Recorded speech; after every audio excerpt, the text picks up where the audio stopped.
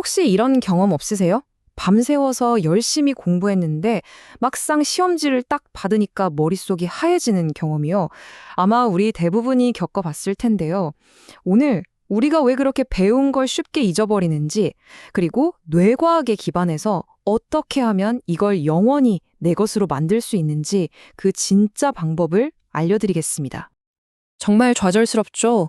그렇게 시간을 쏟아부었는데 며칠만 지나면 언제 공부했냐는 듯이 머릿속에서 사라져버리니까요. 도대체 왜 우리가 배운 것들은 그렇게나 빨리 사라져버리는 걸까요? 이 말이 무슨 뜻일까요? 바로 우리가 지금까지 이게 정답이다라고 믿어왔던 공부법들이 사실은 그다지 효과적이지 않을 수 있다는 이야기입니다. 오늘 이 시간을 통해서 학습에 대한 흔한 오해들을 깨고 진짜 효과적인 길은 무엇인지 한번 제대로 알아보겠습니다. 자, 그럼 우리가 사용하는 학습법에 문제가 있다면 그 근본적인 원인은 뭘까요? 우선 모든 학습자가 마주하는 첫 번째 관문, 바로 망각이라는 아주 강력하고 피할 수 없는 적부터 한번 살펴보겠습니다. 여기에 에빙하우스의 망각곡선이라는 게 있습니다. 이거 보세요. 정말 충격적이지 않나요? 뭔가를 배우고 나서 고작 20분만 지나도 거의 절반을 잊어버리고요. 하루가 지나면 3분의 2가 날아가 버립니다. 한 달 뒤에는요, 10%도 채 남지 않아요. 이게 단순히 내가 머리가 나빠서가 아니라 우리 뇌의 자연스러운 지식 감쇠 과정이라는 겁니다. 그렇다면 우리는 이 망각곡선에 그냥 질 수밖에 없는 걸까요? 근데 한번 생각해 보세요. 어떤 지식은 이렇게 금방 사라지는데 또 어떤 지식은 거의 평생 기억에 남잖아요?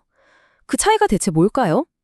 비밀은요, 단순히 기억력이 좋고 나쁨에 있는 게 아닙니다. 바로 지식의 질에 달려 있어요. 자, 이제부터 단순 암기를 넘어서 진짜 지식을 만드는 법에 대해 이야기해 볼게요. 지식에는 크게 두 종류가 있다고 볼 수 있습니다. 왼쪽은 고립된 지식, 오른쪽은 통합된 지식이에요. 예를 들어서 시험 전날에 나폴레옹은 1821년에 사망했다. 이렇게 사실 하나만 달달 외우는 거, 이게 바로 고립된 지식입니다. 외딴섬 같은 거죠. 반면에 통합된 지식은 나폴레옹의 죽음이 당시 유럽 정치에 어떤 영향을 줬을까? 이렇게 질문하면서 정보들을 거미줄처럼 쫙 연결하는 상태를 말해요. 당연히 진짜 문제를 해결하는 힘은 바로 이 연결된 지식에서 나오겠죠. 심리학에서는 이 개념을 스키마 이론이라고 부릅니다. 아주 중요한 개념인데요. 뭐냐면 우리 뇌는 정보를 그냥 창고에 물건 쌓듯이 저장하는 게 아니라는 거예요. 대신에 관련 정보들을 서로 엮어서 스키마라는 일종의 정신적인 지도를 만듭니다. 결국 효과적인 학습이라는 건 새로운 정보를 내가 이미 가지고 있는 이 지도에 얼마나 찰싹 달라붙게 연결하느냐, 바로 여기에 달려있는 거죠. 좋습니다. 그럼 이 단단한 지식의 거미줄, 스키마는 대체 어떻게 만들어야 할까요? 바로 이 지점에서 대부분의 사람들이 정말 큰 오해를 합니다. 보통 공부는 좀 쉽고 편하게 해야 잘 되는 거 아니야? 이렇게 생각하잖아요. 근데요, 뇌과학은 완전히 정반대의 이야기를 합니다. 지금부터 노력의 역설에 대해 한번 들어보시죠. 핵심은 이겁니다. 공부하다가 왜 이렇게 어렵지? 머리에 쥐가 나네? 이런 생각이 들 때 우리는 보통 내가 지금 잘못하고 있나 봐라고 생각하잖아요. 근데 사실은 바로 그 순간 여러분의 뇌가 근육처럼 성장하고 있다는 신호입니다. 그렇게 머리를 싸매고 끙끙대는 그 과정이 뇌세포들을 막 연결시키면서 지식을 뇌에 단단하게 새기는 과정, 바로 신경가소성이 일어나는 순간인 거죠. 이 헬스장 비유를 생각해보면 진짜 확 와닿으실 거예요. 자, 내가 근육을 키우려고 헬스장에 갔어요. 근데 여기가 너무 무겁고 힘드니까 옆에서 트레이너가 대신 다 들어줘요. 그럼 제 근육이 커질까요? 당연히 아니죠. 뇌도 똑같습니다. 일종의 근육이에요.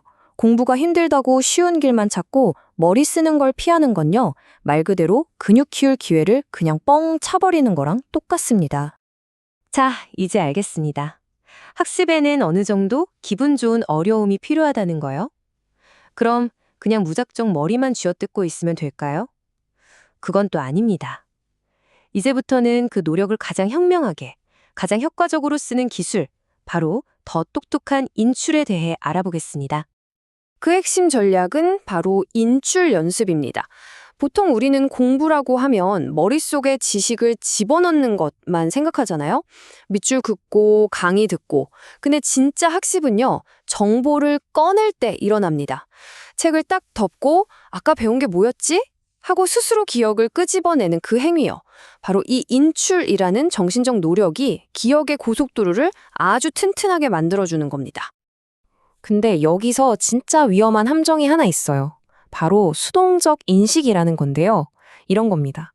답안지를 보고 이거 아는 건데 맞다 이거였지 라고 생각하는 거예요. 이게 아주 위험한 안다는 착각을 주거든요.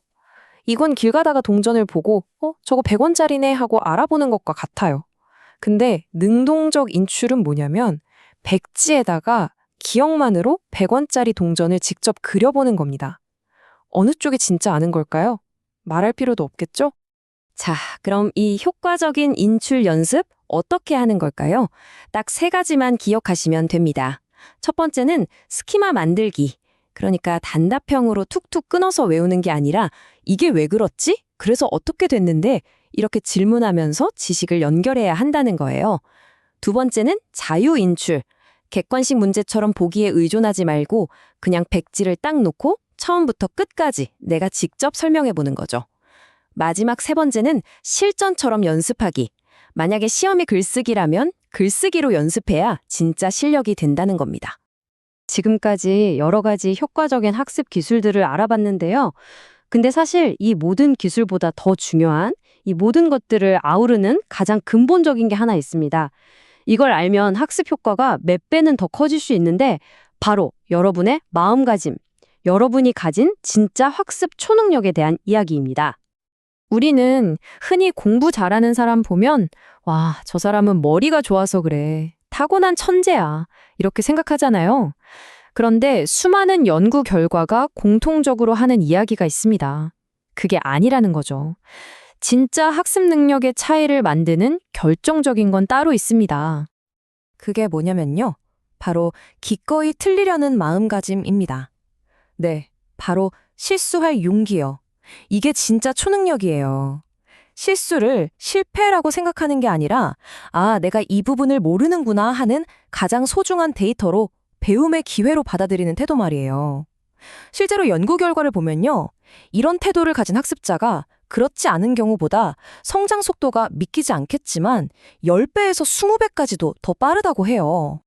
그래서 오늘 설명은 이 질문으로 마무리하고 싶습니다. 여러분은 다음에 하게 될 실수에서 무엇을 배우실 건가요? 꼭 기억하세요. 실수는 실패가 아닙니다. 성장을 위한 가장 강력한 엔진이에요. 이 엔진을 마음껏 활용해서 어제보다 더 똑똑한 오늘의 여러분이 되시기를 바랍니다.